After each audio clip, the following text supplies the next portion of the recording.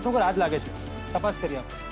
એ ભાઈ બેન, આ મોહન ભટ્ટનું નામ હું કરવા લઈ રહ્યા છો?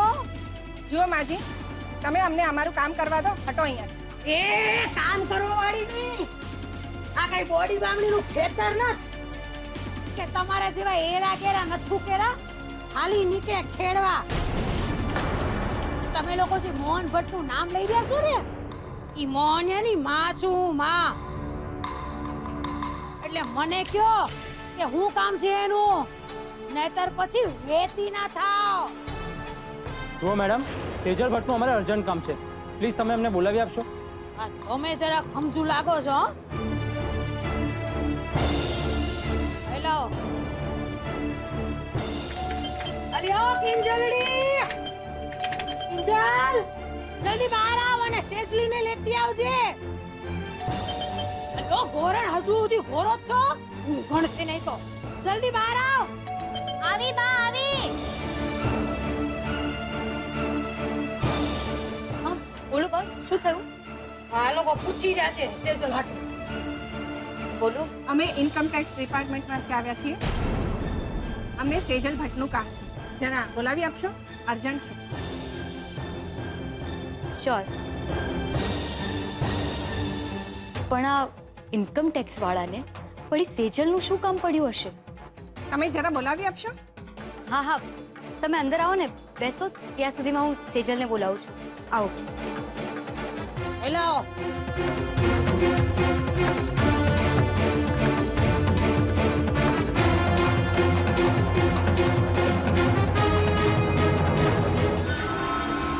જી ઓફિસર્સ, હું સેજલ ભટ્ટ છું. બોલો, કઈ રીતે તમારી મદદ કરી શકું છું? તમારે અમારી સાથે માસુકભાઈની ઓફિસમાં આવવાનું છે. જુઓ, અમે તમને કોઈને અંધારામાં રાખવા નથી માંગતા.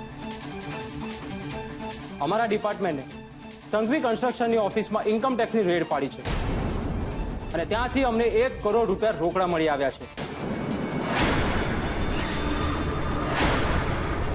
સંઘવી કન્સ્ટ્રક્શનના માસુક સંઘવીના કહેવા મુજબ રોકડ રકમનો સગરો હિસાબ તમે રાખો છો ને? હા, પણ હા, અને એટલે જ તમારે અમારી સાથે આવવું પડશે કે જેથી કરીને તમે રૂપિયા 1 કરોડનો હિસાબ આપી શકો. તો જઈએ. એ જઈએ વાળી ના એમ કેમ મારી છોડી તમારી હારે આવે? ન જાત ન નાત ન વિશ્વાસ, એમને મારી છોડીને તમારી હારે વળાવી દઉં? હાલતી ના થાવ. ઓ માજી, અમે કોઈ હાલતા ચાલતા મવાલી નથી. આ જુઓ અમારું આઈ કાર્ડ. અમે સરકારી ડ્યુટી પર છીએ અને સરકારી ડ્યુટી કરી રહ્યા છીએ.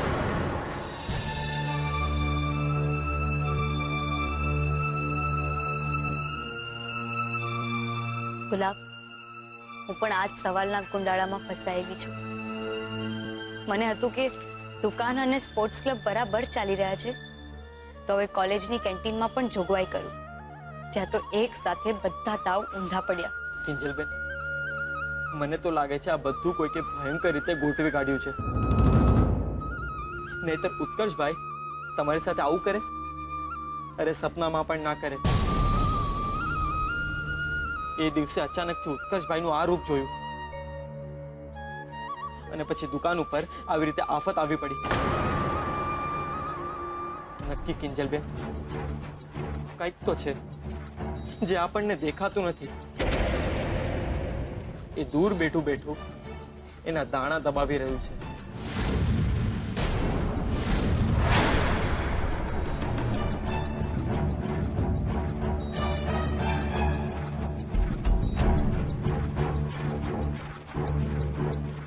પણ ગુલાબ, કોઈ આવું શું કરવા કરે?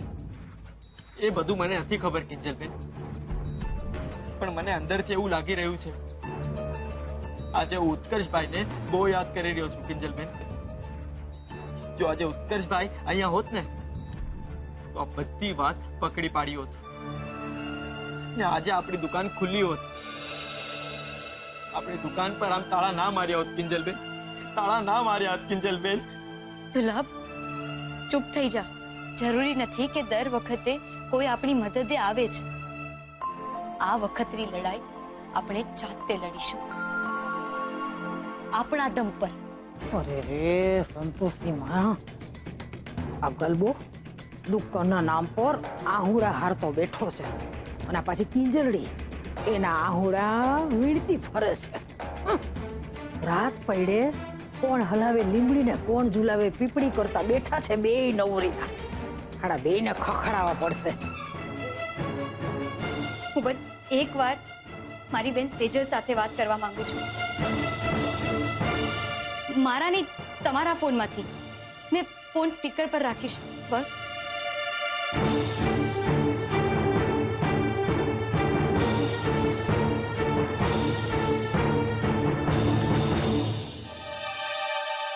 હલો, કોણ?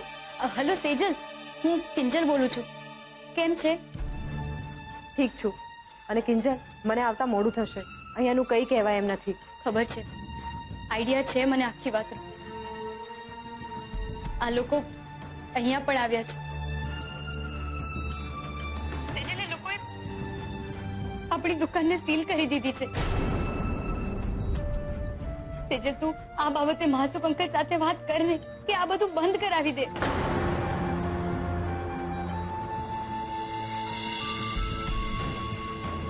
હેલો હેલો સેજલ, સેજલ, શું થયું? સેજલ ઠીક તો હશે ને? Hello hello Sejal.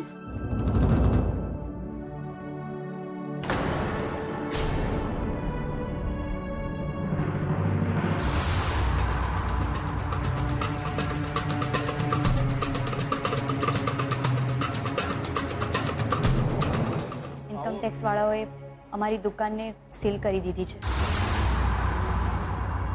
ને નુકસાન પણ બહુ બધું થઈ ગયું છે.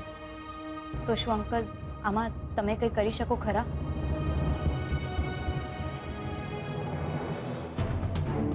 બેટા, નુકસાનનું તો એવું છે ને કે અમને પણ એટલું જ નુકસાન થયું. પણ હવે શું થાય? મોટા માણસો સાથે તમે ઓળખાણ રાખો, એમની ઓળખાણ ભોગવો, સંબંધો ભોગવો, તો પછી ક્યારેક ક્યારેક આપણે પણ થોડો ભોગ આપવો પડે.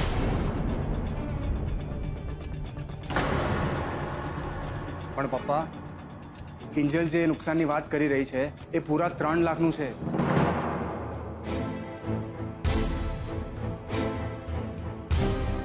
એમની દુકાને વિશેની મીટિંગ ચાલતી હતી ને એ જ સમયે ઓફિસરે આવીને રેડ પાડી અને 3 લાખ રૂપિયા લઈ ગયા. હવે આ પૈસા ચૂકવવાની જવાબદારી તો કિંજલના માથે જ આવીને.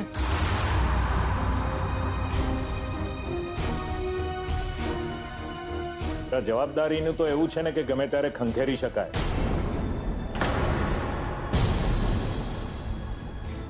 અને આમ પણ વીસીને સરકારી માન્યતા તો નથી જ મળી ને. હા અંકલ, જાણ છે મને. પણ અંકલ, વીસી એ લોકો ચલાવતા હોય છે જેની સરકારના ચોપડે આવક ઓછી હોય. ઘરેલું બચતમાંથી નાની મોટી વસ્તુઓ ખરીદવા માટે આ વીસી બહુ કામ આવતી હોય છે.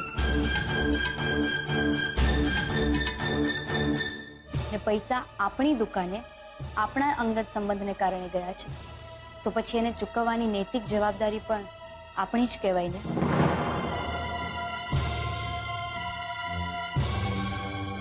હા ભાઈ, હા તો હું ભૂલી જ ગયો. મધ્યમ વર્ગનો કોન્સેપ્ટ મારા ધ્યાનમાં જ ન આવ્યો.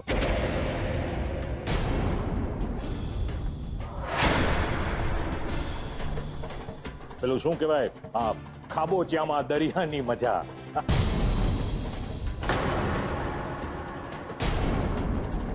પપ્પા, વાત અહીંયા મજાની નથી થઈ રહી. આપણે કારણે સેજલનો પરિવાર જે સજા ભોગવી રહ્યો છે એની થઈ રહી છે. અને પપ્પાજી પણ તમને એ જ વાત કહેવા આવ્યા છે કે જો એમની દુકાન ખુલી જાય ને તો એમનું રોજનું નુકસાન થતું બચે.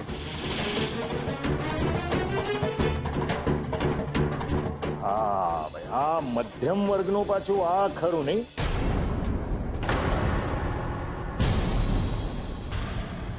થોડા દિવસ ધંધો બંધ રહ્યો એટલે વાત સીધી બજેટ પર આવીને ઊભી રહી જાય.